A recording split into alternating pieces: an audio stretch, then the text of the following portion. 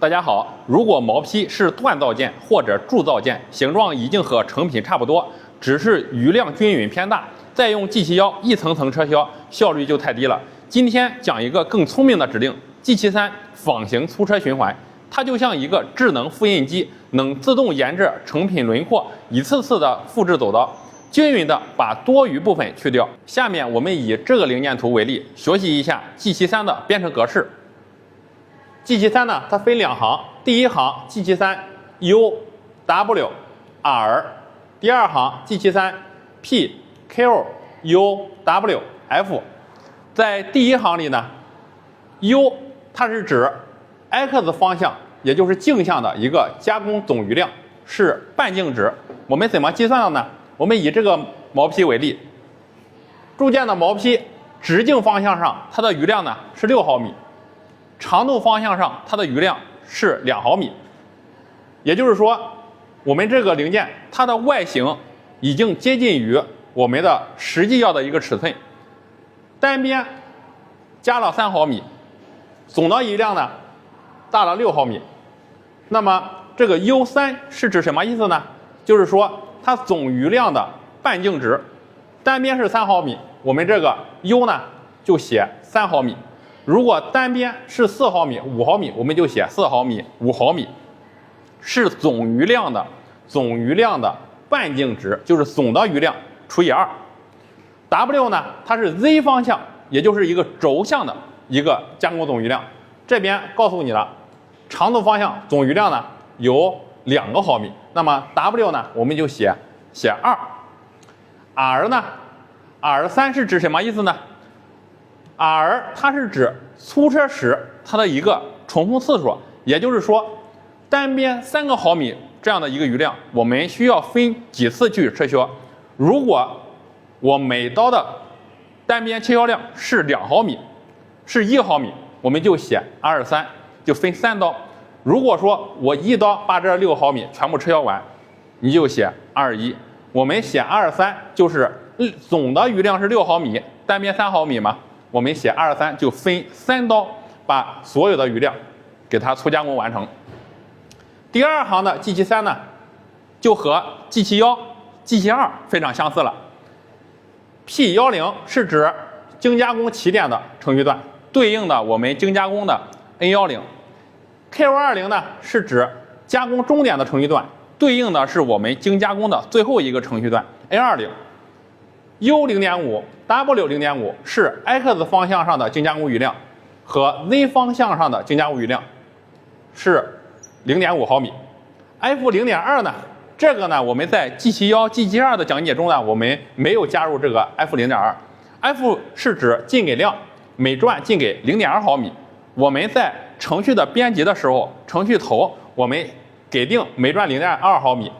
在我们 G73循环的时候呢，也是有效的。今天呢，我们把 F0.2 也给加上了。下面呢，我们学习一下 G73在程序编写时是如何应用的。我们还以这个零件图为例，径向和长度上面的尺寸呢，一个是预留6毫米，一个呢是预留2毫米。首先呢，我们给程序起个程序名 O0013， 换刀点设在 X100、Z100 的位置上，换1号刀。设置主轴转速 S1000转 F0.2， 快速定位靠近工件的外缘处 G0X58 Z3 的一个位置，就是在零件的毛坯和端面的这个位置。接下来呢是 G73 U W R X 单边余量3毫米 ，Z 方向2毫米，分3次进行切削。第二行 G73 P10 Q20 U0.5 W0.5 X 方向上预留0.5毫米， Z 方向也预留0.2毫米。接下来呢是精加工的第一个程序段，我们在这个里面呢加了刀尖半径补偿 G42、G1、X21 到我们这个倒角的起点 Z0， 在倒角起点 X25、Z2 倒角加工 ，Z20 车销台阶 ，X 这个是 X30 到圆弧的起点。接着呢 ，G03 X40 Z-25 25撤销这个25的圆弧。紧接着 G1 Z-30， 我们在之前的程序中讲过，撤过圆弧之后呢，我们要加 G1 或者 G0， 不然的话机床会报警。然后到圆锥的起点 X50 Z-45 开始撤销圆锥。最后一段呢是 Z-65。N20 呢是 G40 X52 退刀和取消刀补，最后呢返回换刀点，程序结束。这个呢就是我们 G73它的一个编程方法。下面呢我们在机床上进行程序的校验和加工操作。程序录入之后呢，我们开始程序的校验，找到图形，打到自动，机床锁，空运行，雄王启动。程序校验结束，我们开始自动加工。关闭机床锁，关闭空运行，循环启动。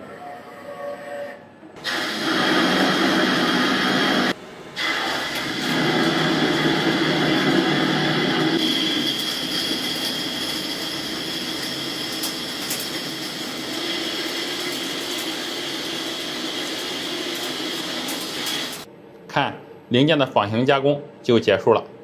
总结一下 ，G73是高效处理仿型毛坯的利器，关键想清楚3个数：毛坯比成品大多少 ，U、W， 打散分几刀切完，用 R。下一期我们学习一下 G94 撤销端面的编程方法。